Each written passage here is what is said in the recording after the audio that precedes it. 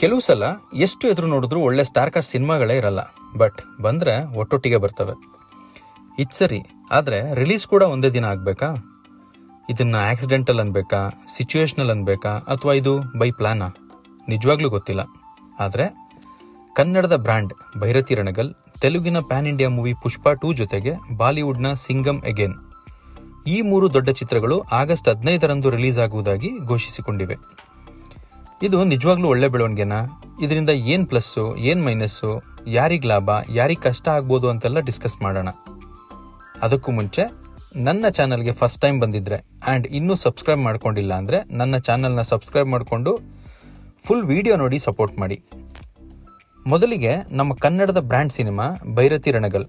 ಇದು ಕನ್ನಡದ blockbuster movie and roaring star Sri Murali ನಟನೆಯ ಮಫ್ತಿ ಸಿನಿಮಾದ ಪ್ರೀಕ್ವೆಲ್. ಮಫ್ತಿ ಸಿನಿಮಾ ನೋಡಿರೋ ಪ್ರತಿಯೊಬ್ಬರಿಗೂ ಗೊತ್ತಿರುತ್ತೆ ಆ ಚಿತ್ರದ ಭೈರತಿ ರಣಗಲ್ ಪಾತ್ರ ಎಷ್ಟು ಪವರ್ಫುಲ್ ಅಂತ. ಆ ಪಾತ್ರವನ್ನೇ ಇಟ್ಕೊಂಡು ಉಗ್ರಂನಲ್ಲಿ ಪ್ರಶಾಂತ್ ನೀಲ್ ಜೊತೆ ಪಳಗಿದ್ದ ನರ್ತನ್ ಅವರು ಭೈರತಿ ರಣಗಲ್ ಸಿನಿಮಾವನ್ನ ನಿರ್ದೇಶಿಸುತ್ತಿದ್ದಾರೆ. ಇನ್ನು ನಮ್ಮ ಶಿವಣ್ಣನ ಪೊಟೆನ್ಷಿಯಲ್ ಬಗ್ಗೆ ಏನೂ ಮಾತಾಡಂಗಿಲ್ಲ, ಅಷ್ಟು ಸಖತ್ತಾಗಿ ರಣಗಲ್ ಪಾತ್ರನ ನಿರ್ವಹಿಸಿದ್ರು. ಆ್ಯಂಡ್ ಕಳೆದ ವರ್ಷ ಸೂಪರ್ ಸ್ಟಾರ್ ರಜನಿಕಾಂತ್ ಅವರ ಜೈಲರ್ ಸಿನಿಮಾದಲ್ಲೂ ಆ ಖದರ್ನ ನರಸಿಂಹನಾಗಿ ಕಾಣಿಸಿಕೊಂಡಿದ್ರು. ಇದ್ದಿದ್ದು ಕೇವಲ 2 ಸೀನ್ಸ್, ಆದರೂ ಅದರ ಇಂಪ್ಯಾಕ್ಟ್ ಎಷ್ಟು ಪವರ್ಫುಲ್ ಆಗಿತ್ತು ಅಂತ ನಿಮ್ಮೆಲ್ಲರಿಗೂ ಗೊತ್ತು. ಇದರಿಂದ ಅವರ ಫ್ಯಾನ್ ಕ್ರೇಜ್ ಸ್ಯಾಂಡಲ್ವುಡ್ನಿಂದ ಹಿಡಿದು ಬೇರೆ ಎಲ್ಲ ವುಡ್ಗಳಿಗೂ ಪಸರಿಸಿ ಪ್ಯಾನ್ ಇಂಡಿಯಾ ಆಡಿಯನ್ಸ್ಗಳೆಲ್ಲ ಅವರ ಪರ್ಫಾರ್ಮೆನ್ಸ್ಗೆ ಫಿದಾ ಆಗಿದ್ರು. ಅಂಥದ್ರಲ್ಲಿ ಅಗೇನ್ ಶಿವಣ್ಣ ಅವರು ಭೈರತಿ ರಣಗಲ್ ಪಾತ್ರದಲ್ಲಿ ಬಂದರೆ ಅವರ ನಟನೆಯನ್ನು ಭಾಷೆ ಗಡಿ ಮೀರಿ ಎಲ್ಲ ವರ್ಗದ ಪ್ರೇಕ್ಷಕರು ನೋಡ್ತಾರೆ ಅನ್ನೋದು ಒಂದು ಲೆಕ್ಕಾಚಾರ. ಜೊತೆಗೆ ಪ್ರೌಡ್ ಫೀಲ್ ಕೂಡ. ಹಾಗೂ ಬೇರೆ ಭಾಷೆಯ ಅಭಿಮಾನಿಗಳು ಈ ಸಿನಿಮಾವನ್ನು ನಮ್ಮ ಭಾಷೆಯಲ್ಲೂ ರಿಲೀಸ್ ಮಾಡಿ ಅಂತ ಕೇಳಿದ್ರು ಅಚ್ಚರಿ ಇಲ್ಲ. ಇದನ್ನೆಲ್ಲ ಒಂದ್ ಕಡೆ ಇಟ್ಟರು ಕನ್ನಡದ ಅಭಿಮಾನಿಗಳು ಈ ಸಿನಿಮಾಕ್ಕೆ ಫುಲ್ ಅಟೆಂಡೆನ್ಸ್ ಕೊಡೋದು ಪಕ್ಕಾ ಕನ್ಫರ್ಮ್. ಜೊತೆಗೆ ಇದು ಶಿವಣ್ಣ ಅವರ ಹೋಮ್ ಬ್ಯಾನರ್ ಸಿನಿಮಾ ಆಗಿದ್ದು ಈ ಚಿತ್ರಕ್ಕೆ KGF ಖ್ಯಾತಿಯ ರವಿ ಬಸ್ರೂರ್ ಅವರ ಸಂಗೀತವಿರಲಿದ್ದು, ನವೀನ್ ಕುಮಾರ್ ಅವರ ಕ್ಯಾಮ್ರಾ ವರ್ಕ್, ಜೊತೆಗೆ ಸಪ್ತಸಾಗರದಾಚೆಯಲ್ಲೋ ಖ್ಯಾತಿಯ ರುಕ್ಮಿಣಿ ವಸಂತ್ ನಾಯಕಿಯಾಗಿ ಶಿವಣ್ಣನ ಜೊತೆಯಾಗಿದ್ದಾರೆ. ಹಾಗೂ ಇತ್ತೀಚೆಗಷ್ಟೇ ಭೈರತಿ ರಣಗಲ್ನ ಟೀಸರ್ ಕೂಡ ರಿಲೀಸ್ ಆಗಿದ್ದು ಈ ಸಿನಿಮಾದ ಮೇಲಿನ ನಿರೀಕ್ಷೆ ಅಭಿಮಾನಿಗಳಿಗೆ ಇನ್ನೂ ಹೆಚ್ಚಾಗಿದೆ. ಬಿಕಾಸ್ ಮಫ್ತಿಯಲ್ಲಿ ಗ್ಯಾಂಗ್ಸ್ಟರ್ ಆಗಿ ಕಾಣಿಸಿಕೊಂಡಿದ್ದ ಶಿವಣ್ಣ ಈ ಪ್ರೀಕ್ವೆಲ್ನಲ್ಲಿ ಲಾಯರ್ ಆಗಿ ಕಾಣಿಸಿಕೊಳ್ಳುವುದರ ಮೂಲಕ ಕಥೆಯಲ್ಲಿ ದೊಡ್ಡ ಟ್ವಿಸ್ಟ್ ಅನ್ನು ನೀಡಿದ್ದಾರೆ. ಆ್ಯಂಡ್ ಇದು ನಿಜವಾಗ್ಲೂ ಅಭಿಮಾನಿಗಳ ತಲೆಯಲ್ಲಿ ಒಂದು ಲೆವೆಲ್ಗೆ ಹುಳ ಬಿಟ್ಟಿರೋದಂತೂ ಸತ್ಯ. ಮಫ್ತಿ ಕತೆ ಆಧರಿಸಿ ಯೋಚಿಸಿದ್ರೆ ಶಿವಣ್ಣ ಗ್ಯಾಂಗ್ಸ್ಟರ್ ಆಗೋಕ್ಕೂ ಮುಂಚೆ ಲಾಯರ್ ಆಗಿದ್ರಾ? ಹಾಗಾದ್ರೆ ಒಬ್ಬ ಸಾಮಾನ್ಯ ಲಾಯರ್ ಹೇಗೆ ಅಷ್ಟು ಪವರ್ಫುಲ್ ಗ್ಯಾಂಗ್ಸ್ಟರ್ ಆಗಿ ಬದಲಾದ್ರು? ಬಿಕಾಸ್ ನಮಗೆಲ್ಲ ಗೊತ್ತು ಭೈರತಿ ರಣಗಲ್ನ ಪವರ್ ಎಷ್ಟು ಅಂದರೆ ಅವರು ಮನಸ್ಸು ಮಾಡಿದ್ರೆ ಸರ್ಕಾರವನ್ನೇ ಬದಲಿಸಬಹುದು. ಹಾಗಾದ್ರೆ ಭೈರತಿ ರಣಗಲ್ ಹೇಗೆ ಇಷ್ಟು ಪವರ್ಫುಲ್ ಆದ್ರು? ಆ್ಯಂಡ್ ಅಂತಹ ಘಟನೆ ನಿಜವಾಗ್ಲೂ ಏನು ನಡೆದಿರ್ಬೋದು ಅವ್ರ ಜೀವನದಲ್ಲಿ ಗೊತ್ತಿಲ್ಲ.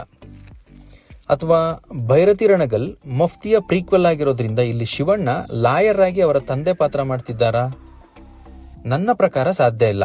ಯಾಕಂದ್ರೆ ಭೈರತಿ ರಣಗಲ್ 12ನೇ ವಯಸ್ಸಿನಲ್ಲಿ ಇರಬೇಕಾದ್ರೆ ಅವರ ತಂದೆ ಕಾಲವಾದ್ರು ಅನ್ನೋ ಇನ್ಫಾರ್ಮೇಶನ್ನ ಮಫ್ತಿ ಸಿನಿಮಾದಲ್ಲಿ ಆಗ್ಲೇ ಹೇಳಿಯಾಗಿದೆ. ಹಾಗಾದ್ರೆ ಲಾಯರ್ ಅಂಡ್ ಭೈರತಿ ರಣಗಲ್ ಇಬ್ರು ಬ್ರದರ್ಸಾ? ಐ ಮೀನ್ ಡಬಲ್ ಆಕ್ಟಿಂಗ್ ಇರ್ಬೋದಾ? ಇದ್ರೂ ಇರ್ಬೋದು, ಬಟ್ ಸದ್ಯಕ್ಕೆ ಕನ್ಫರ್ಮೇಶನ್ ಏನಿಲ್ಲ. ಮುಂದೆ ಏನಾದರೂ ಅಪ್ಡೇಟ್ ಸಿಗುತ್ತಾ ನೋಡೋಣ. ಇನ್ನು ಪುಷ್ಪ 2 ಈ ಹಿಂದೆ ಬಿಡುಗಡೆಯಾಗಿ ದೊಡ್ಡ ಮಟ್ಟದ ಕ್ರೇಜ್ ಹುಟ್ಟುಹಾಕಿರುವ ಪುಷ್ಪವನ್ನ ಸೀಕ್ವೆಲ್ ಆಗಿದ್ದು, ಇತ್ತೀಚೆಗಷ್ಟೇ ಅಲ್ಲು ಅರ್ಜುನ್ ಬರ್ತ್ಡೇ ದಿನ ಒಂದು ಟೀಸರ್ ರಿಲೀಸ್ ಮಾಡುವುದರ ಜೊತೆಗೆ ಸಿನಿಮಾ ತಂಡ ಬಿಡುಗಡೆ ದಿನಾಂಕವನ್ನ ಘೋಷಿಸಿದೆ. ಬಟ್ ಟೀಸರ್ ಏನ್ ಪ್ರಾಪರ್ ಟೀಸರ್ ತರ ಇಲ್ಲ, ಬದಲಾಗಿ ಒಂದು ಗ್ಲಿಂಪ್ಸ್ ತರ ಫೀಲ್ ಆಯ್ತು. ಯಾಕಂದ್ರೆ ಟೀಸರ್ ಅಲ್ಲಿ ಒಂದು ಜಾತ್ರೆ ಸೆಟಪ್ ಅಂಡ್ ಅಲ್ಲು ಅರ್ಜುನ್ ಅವರ ಫೈಟ್ ಮೂಮೆಂಟ್ಸ್ ಮಾತ್ರ ತೋರಿಸಿದ್ದಾರೆ. ಇಲ್ಲಿ ಅವರ ಗೆಟಪ್ ಸ್ವಲ್ಪ ಡಿಫ್ರೆಂಟ್ ಆಗಿದೆ. ಮೋಸ್ಟ್ಲಿ ಪಾರ್ಟ್ 2 ನಲ್ಲಿ ಪುಷ್ಪ ಸ್ವಲ್ಪ ರಿಚ್ ಆಗಿ ಕಾಣಿಸ್ಕೊಳ್ತಾನೆ ಅನ್ಸುತ್ತೆ. ಸಿನಿಮಾ ಅಂಡ್ ಕ್ಯಾರೆಕ್ಟರ್ ಬಗೆಗಿನ ಹೆಚ್ಚು ಇನ್ಫಾರ್ಮೇಶನ್ ಬಿಟ್ಟು ಕೊಡಬಾರದು ಅನ್ನೋ ಉದ್ದೇಶದಿಂದ ಟೀಸರ್ನ ಬೇಕಂತಾನೆ ಶಾರ್ಟ್ ಆಗಿ ಕಟ್ ಮಾಡಿರಬಹುದು. ಟೀಸರ್ ಅಲ್ಲಿ ಟಾಪ್ ವ್ಯೂ ಇಂದ ಶೂಟ್ ಮಾಡಿರೋ ತ್ರಿಶೂಲವನ್ನು ರೊಟೇಟ್ ಮಾಡೋ ಸೀನ್ ಸ್ವಲ್ಪ ಇಂಟ್ರೆಸ್ಟಿಂಗ್ ಅನ್ನಿಸ್ತು. ಇನ್ನ ಪುಷ್ಪ 2 ಅಲ್ಲು ಅರ್ಜುನ್ ಅಂಡ್ ಡೈರೆಕ್ಟರ್ ಸುಕುಮಾರ್ ಕಾಂಬಿನೇಷನ್ನ 4ನೇ ಸಿನಿಮಾ ಆಗಿದ್ದು, ಮೂಲಗಳ ಪ್ರಕಾರ ಇದು ತೆಲುಗು, ತಮಿಳ್, ಕನ್ನಡ, ಹಿಂದಿ ಸೇರಿ ಸುಮಾರು 10 ಭಾಷೆಗಳಲ್ಲಿ ರಿಲೀಸ್ ಆಗುತ್ತೆ ಅನ್ನೋ ಮಾಹಿತಿ ಇದೆ. ಜೊತೆಗೆ ಮೈತ್ರಿ ಮೂವಿ ಮೇಕರ್ಸ್ ಅವರು ಈ ಸಿನಿಮಾವನ್ನ ಅತಿ ಹೆಚ್ಚು ಬಡ್ಜೆಟ್ ಮೂಲಕ ನಿರ್ಮಿಸುತ್ತಿದ್ದಾರೆ ಅನ್ನೋ ಸುದ್ದಿ ಕೂಡ ಹರಿದಾಡ್ತಾ ಇದೆ. ಈ ಸಿನಿಮಾದಲ್ಲಿ ಅಲ್ಲು ಅರ್ಜುನ್ ಜೊತೆಗೆ ರಶ್ಮಿಕಾ ಮಂದಣ್ಣ, ಫಹದ್ ಫಾಜಿಲ್, ರಾವ್ ರಮೇಶ್, ಅನ್ಸೂಯ ಭಾರದ್ವಾಜ್ ಅಂಡ್ ಅಜಯ್ ಘೋಷ್ ಅವರ ತಾರಾ ಬಳಗವಿದೆ. ಜೊತೆಗೆ ನಮ್ಮ ಕನ್ನಡದ ಡಾಲಿ ಧನಂಜಯ್ ಕೂಡ ಜಾಲಿ ರೆಡ್ಡಿಯಾಗಿ ತನ್ನ ಅಬ್ಬರವನ್ನ ಮುಂದುವರಿಸಿದ್ದಾರೆ. ಇನ್ನು ಇವೆರಡು ಸಿನಿಮಾ ಜೊತೆಗೆ ರೋಹಿತ್ ಶೆಟ್ಟಿ ನಿರ್ದೇಶನದ ಸಿಂಗಮ್ ಅಗೇನ್ ಸೀಕ್ವೆಲ್ ನಲ್ಲಿ ಬಾಜಿರಾವ್ ಸಿಂಗಮ್ ಅಲಿಯಾಸ್ ಅಜಯ್ ದೇವಗನ್ ಕೂಡ ಆಗಸ್ಟ್ 15ರಂದೇ ತೆರೆಗೆ ಬರುತ್ತಿದ್ದಾರೆ. ಜೊತೆಗೆ ಈ ಚಿತ್ರದಲ್ಲಿ ಕರೀನಾ ಕಪೂರ್, ದೀಪಿಕಾ ಪಡುಕೋಣೆ, ರಣವೀರ್ ಸಿಂಗ್, ಟೈಗರ್ ಶ್ರಾಫ್, ಅಕ್ಷಯ್ ಕುಮಾರ್ ಅಂಡ್ ಅರ್ಜುನ್ ಕಪೂರ್ ರಂತಹ ದೊಡ್ಡ ತಾರಾ ಬಳಗವೇ ಇದೆ. ಇದನ್ನೆಲ್ಲ ನೋಡಿದ್ರೆ ಕೆಲವು ರಿಯಾಲಿಟಿನ ನಾವು ಡೈಜೆಸ್ಟ್ ಮಾಡ್ಕೊಳ್ಳೇಬೇಕು. ಅಂಡ್ ಯಾವ ಚಿತ್ರ ಚೆನ್ನಾಗಿ ಓಡುತ್ತೆ ಅಂಡ್ ಯಾವುದು ನೆಗೆಟಿವ್ ಇಂಪ್ಯಾಕ್ಟ್ಗೆ ಸಿಲುಕುತ್ತೆ ಅನ್ನೋದು ಮೊದಲ 2 ದಿನದ ರೆಸ್ಪಾನ್ಸ್ ಮೇಲೆ ಡಿಪೆಂಡ್ ಆಗಿರುತ್ತೆ. ಇದಕ್ಕೆ ನಾನು ಕೆಲವು ಉದಾಹರಣೆಗಳನ್ನ ಕೊಡ್ತೀನಿ. ಫಾರ್ ಎಕ್ಸಾಂಪಲ್, ಈ ಹಿಂದೆ ದಳಪತಿ ವಿಜಯ್ನ ಲಿಯೋ ಅಂಡ್ ಕನ್ನಡದ ಸಿನಿಮಾ ಗೋಸ್ಟ್ ಒಂದೇ ಟೈಮ್ನಲ್ಲಿ ರಿಲೀಸ್ ಆಗಿ ಎಲ್ಲರೂ ಲಿಯೋ ಮುಂದೆ ಗೋಸ್ಟ್ ಅಷ್ಟು ಸದ್ದು ಮಾಡಲ್ಲ ಅನ್ಕೊಂಡಿದ್ರು. ಜೊತೆಗೆ ನಮ್ಮ ಬೆಂಗಳೂರಿನಲ್ಲೇ ಗೋಸ್ಟ್ಗೆ 300 ಶೋಗಳು ಸಿಕ್ಕರೆ ಲಿಯೋಗೆ ಬರೋಬ್ಬರಿ ಪ್ರತಿದಿನಕ್ಕೆ 1500ಕ್ಕೂ ಹೆಚ್ಚು ಶೋಗಳು ಸಿಕ್ತು. ಆದ್ರೂ ಯಾವಾಗ ಪ್ರೇಕ್ಷಕ ಪ್ರಭುಗಳು ಲಿಯೋ ಸಿನಿಮಾವನ್ನು ಆವರೇಜ್ ಅಂತ ಡಿಸೈಡ್ ಮಾಡಿದ್ರೋ, ಆಲ್ರೆಡಿ ಒಳ್ಳೆ ರಿವ್ಯೂಸ್ ಮೂಲಕ ಚೆನ್ನಾಗಿ ಓಡುತ್ತಿದ್ದ ಗೋಸ್ಟ್ ಇನ್ನೂ ಹೆಚ್ಚಿನ ಸದ್ದು ಮಾಡಿ ಹಿಟ್ ಲಿಸ್ಟ್ಗೆ ಸೇರ್ತು.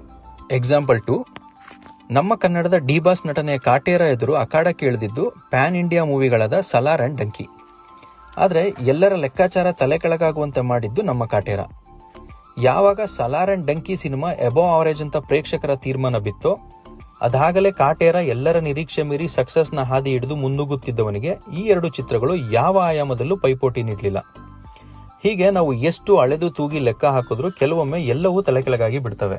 ಇದೇ ಪರಿಸ್ಥಿತಿ ಈಗ ಆಗಸ್ಟ್ 15ರಂದು ಏರ್ಪಟ್ಟಿದೆ ಅನ್ನೋದು ಅಕ್ಷರಶಃ ಸತ್ಯ. ಯಾಕಂದ್ರೆ ಮಫ್ತಿ ಇದಾಗಲೇ ಕನ್ನಡದಲ್ಲಿ ಬ್ಲಾಕ್ ಬಸ್ಟರ್ ಆಗಿದ್ದು, ಹಿಂದಿಗೂ ಕೂಡ ಡಬ್ ಆಗಿ ಒಳ್ಳೆ ಸಕ್ಸಸ್ ಆಗುವುದರ ಜೊತೆಗೆ ತಮಿಳಿನಲ್ಲಿ ಪತ್ತತಲ ಎಂಬ ಹೆಸರಿನಲ್ಲಿ ರೀಮೇಕ್ ಆಗಿ ಹಿಟ್ ಆಗಿದೆ. ಇದರ ಪ್ರಾಪರ್ ಪ್ರೀಕ್ವೆಲ್ ಭೈರತಿ ರಣಗಲ್ ಆಗಿರೋದ್ರಿಂದ ಈ ಸಿನಿಮಾಗಾಗಿ ಕನ್ನಡದ ಜೊತೆಗೆ ಬೇರೆ ಭಾಷೆಯ ಪ್ರೇಕ್ಷಕರು ನಿರೀಕ್ಷೆಯಲ್ಲಿದ್ದಾರೆ. ಪುಷ್ಪ 1 ತೆಲುಗಿನಲ್ಲಿ ಸಕ್ಸಸ್ ಕಂಡ್ರು ಒಳ್ಳೆ ಕಲೆಕ್ಷನ್ ಮಾಡಿದ್ದು ಬಾಲಿವುಡ್ನಲ್ಲಿ, ಅಂದ್ರೆ ನಾರ್ತ್ ಇಂಡಿಯಾದಲ್ಲಿ. ಬಟ್ ಕನ್ನಡದಲ್ಲಿ ಕಂಪ್ಲೀಟ್ ಸ್ವೀಪ್ ಔಟ್ ಆಗಿದ್ದಂತೂ ಸತ್ಯ. ಇದಕ್ಕೆ ಗುಣಮಟ್ಟವಲ್ಲದ ಕನ್ನಡದ ಡಬ್ಬಿಂಗ್ ಕಾರಣ ಅಂತ ಅಭಿಪ್ರಾಯಗಳು ಮೂಡಿಬಂದ್ವು. ಇದೇನೇ ಇರಲಿ, ಪ್ಯಾನ್ ಇಂಡಿಯಾ ಆಗಿರುವ ಕಾರಣ ಪುಷ್ಪ 2 ಅಂಡ್ ಅತಿ ದೊಡ್ಡ ತಾರಾ ಬಳಗ ಹೊಂದಿರುವ ಸಿಂಗಮ್ ಅಗೇನ್ ಮೂವಿಗಳು ಮೊದಲ ವಾರ ಭರ್ಜರಿ ಕಲೆಕ್ಷನ್ ಮಾಡೋದು ಎಲ್ರಿಗೂ ಗೊತ್ತಿರುವ ಸತ್ಯ. ನಂತರ ಆ ಮೂವಿಗಳು ಸರ್ವೈವ್ ಆಗೋದು ಮೂವಿಯ ರಿವ್ಯೂ ಮೇಲೆ. ಜೊತೆಗೆ ಕನ್ನಡಕ್ಕೆ ಹೋಲಿಸಿದಾಗ ಇವುಗಳ ರೀಚ್ ಮಾರ್ಕೆಟ್ ತುಂಬಾ ದೊಡ್ಡದಿರೋದ್ರಿಂದ ಅಫ್ಕೋರ್ಸ್ ಡಿಸ್ಟ್ರಿಬ್ಯೂಟರ್ಸ್ಗಳು ಕೂಡ ಬಿಸ್ನೆಸ್ ದೃಷ್ಟಿಯಿಂದ ಅತಿ ಹೆಚ್ಚು ಶೋಗಳಿಗೆ ಮಣೆ ಹಾಕೋದು ಈ ಚಿತ್ರಗಳಿಗೆ. ಕನ್ನಡ ಅಂಡ್ ಕನ್ನಡ ಸಿನಿಮಾಗಳು ನಮಗೆ ಒಂದು ಭಾವನೆ. ಸೊ ನನ್ನ ರಿಕ್ವೆಸ್ಟ್ ಇಷ್ಟೇ, ಕನ್ನಡಿಗರಾಗಿ ಮೊದಲು ನಮ್ಮ ಕನ್ನಡ ಸಿನಿಮಾವನ್ನು ನೋಡಿ, ನಂತರ ಈ ಸಿನಿಮಾಗಳನ್ನು ನೋಡಿ. ಅಂಡ್ ಭೈರತಿ ರಣಗಲ್ ಕೂಡ ಎಲ್ಲ ಆಸ್ಪೆಕ್ಟ್ಗಳಿಂದ ಉತ್ತಮವಾಗಿದೆ. ಸೊ ಎಂಟರ್ಟೈನ್ಮೆಂಟ್ಗಿನ್ನೂ ಮೋಸ ಇಲ್ಲ ಅನ್ನೋದು ನನ್ನ ಅನಿಸಿಕೆ.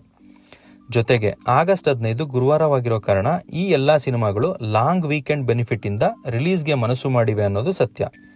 ಏನೇ ಆಗಲಿ, ಎಲ್ಲ ಸಿನಿಮಾಗಳನ್ನು ನೋಡಿ ಎಂಜಾಯ್ ಮಾಡಿ. ಬಟ್ ನಿಮ್ಮ ಮೊದಲ ಆಯ್ಕೆ ನಮ್ಮ ಭೈರತಿ ರಣಗಲ್ಲೇ ಆಗಿರಲಿ ಅಂತ ಹೇಳ್ತಾ ನನ್ನ ವಿಡಿಯೋನ ಇಲ್ಲಿಗೆ ಎಂಡ್ ಮಾಡ್ತಾ ಇದ್ದೀನಿ. ಮತ್ತೆ ಸಿಗ್ತೀನಿ ಇನ್ನೊಂದು ಉತ್ತಮ ಕಂಟೆಂಟ್ ಒಂದಿಗೆ ಅಂತ ಹೇಳ್ತಾ, until then your review surgeon is signing off. Take care.